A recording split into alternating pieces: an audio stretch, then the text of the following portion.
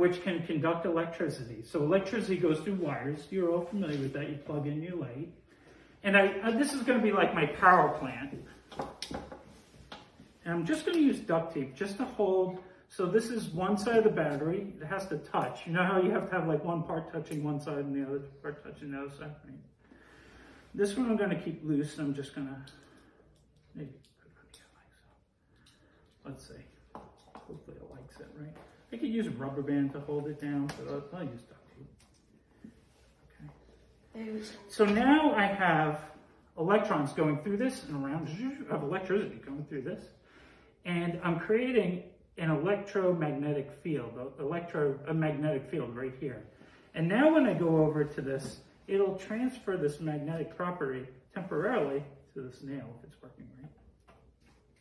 Huh? Huh? Huh? So electricity